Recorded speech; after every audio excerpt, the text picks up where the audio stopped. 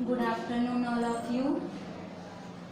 ये मेरा चैनल रीनू रानी है और फिज़िक्स के इसमें इम्पोर्टेंट क्वेश्चन कराए जाएंगे। ये जो चैनल बनाया है मैंने स्पेशल उन स्टूडेंट के लिए है जो कोरोना की वजह से कंटिन्यू क्लास नहीं ले पा रहे हैं फिज़िक्स की, और उन लोगों को केवल सिलेक्टेड मटेरियल ही क्या करना है, तैयार करना है अपने इस एग्ज़ाम के लिए, हरियाणा बोर्ड के एग्ज़ाम के लिए। क्योंकि एक तो टीचर की गाइडलाइन में बच्चा पढ़ नहीं पा रहा है, तो हम कुछ इम्पोर्टेंट टॉपिक उठाने वाले हैं। इन इम्पोर्टेंट टॉपिक से ही हमारे क्या बनेंगे, क्वेश्चन बनेंगे जो बार बार हरियाणा बोर्ड के अंदर क्या हो रहे हैं, रिपीट हो रहे हैं। तो सबसे मैं important topic of current electricity class 12 physics का ये टॉपिक है, आपका चैप्टर है। तो इसमें जो बार बार 2 मार्क्स के, 3 मार्क्स या 5 मार्क्स के इस चैप्टर से क्वेश्चन आते हैं, मैं वो मोस्ट इम्पोर्टेंट टॉपिक आप लोगों को बता रही हूँ। जो मोस्ट इम्पोर्टेंट के टॉपिक हैं उनमें से सबसे पहले मैं लेती हूँ करंट डेंसिटी। करंट डेंसिटी आप लीनियर के अंदर भी निकालते हो, प्लेन के अंदर भी निकालते हो।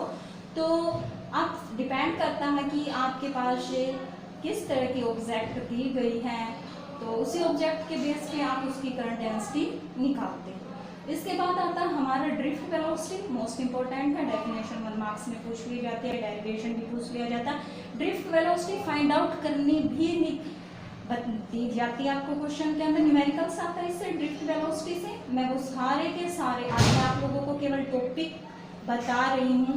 नेक्स्ट मैं कंटिन्यू क्लास रखने वाली हूँ और उस क्लास के अंदर मैं एक टॉपिक उठाऊंगी, उस टॉपिक से रिलेटेड डेरिवेशन क्वेश्चन, 1 मार्क्स का क्वेश्चन कैसे पूछा जा सकता है। अगर आपका टॉपिक ऐसा है कि उससे 5 मार्क्स का क्वेश्चन बनेगा तो उसे 5 मार्क्स की फॉर्म में भी हम करने वाले हैं। सेकेंड है हमारा ड्रिफ्ट वेलोसिटी हो चुका है। उसके बाद हमारा टॉपिक है, थर्ड टॉपिक है Wheatstone bridge derivation, most important है डेरिवेशन। देन एप्लीकेशन, इसकी एप्लीकेशन भी कहाँ कहाँ, व्हीटस्टोन ब्रिज जो हमारा प्रिंसिपल उसे कहाँ यूज किया जाता है, उसके एप्लीकेशन क्या क्या है। उसके बाद है न्यूमेरिकल्स, इसे न्यूमेरिकल पूछ लिया जाता है 2 या 3 मार्क्स के अंदर। और मैक्सिमम स्टूडेंट इससे आपको क्या करना है, जस्ट फॉर्मूला याद करना है। 3-4 न्यूमेरिकल सोल्व करोगे, फॉर्मूला याद रहेगा। 1 यूनिट से अनदर यूनिट में कन्वर्जन आना चाहिए, आप कन्वर्ट कर सकते हो इजीली, तो आप ये क्वेश्चन कर पाओगे। इसके बाद आता है difference between EMF end voltage, electromotive force end voltage के बीच में क्या डिफरेंस है, ये क्वेश्चन आपसे पूछ लिया जाता है। और 3 मार्क्स के अंदर इसके डिफरेंस पूछ लिए जाते हैं, 2 मार्क्स में पूछ लिया जाता है, डिपेंड ऑन एग्जामिनर कि वो किस तरह से पूछेगा।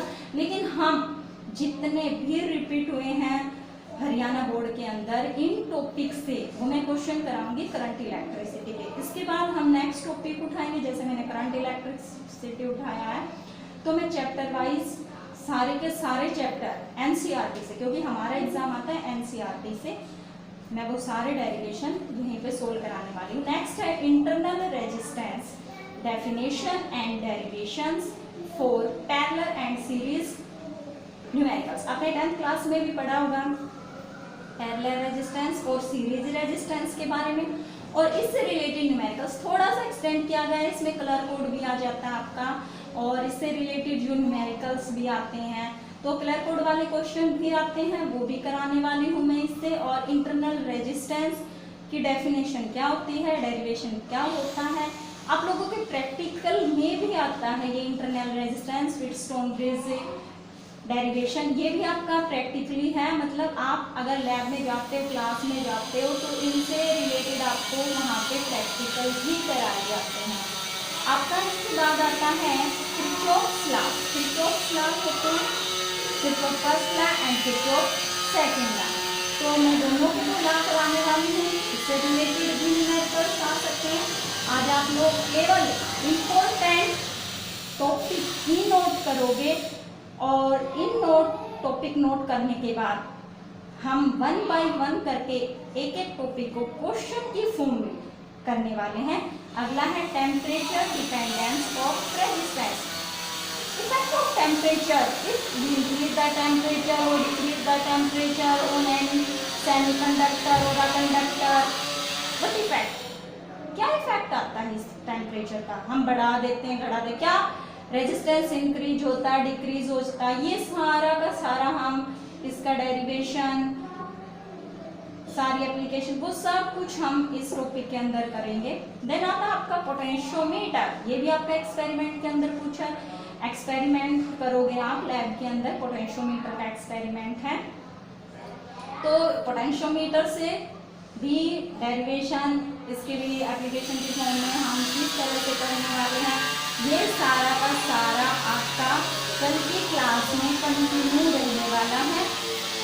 तो please continue attend my class, important topic of current electricity class 12. Thank you. Have a nice day.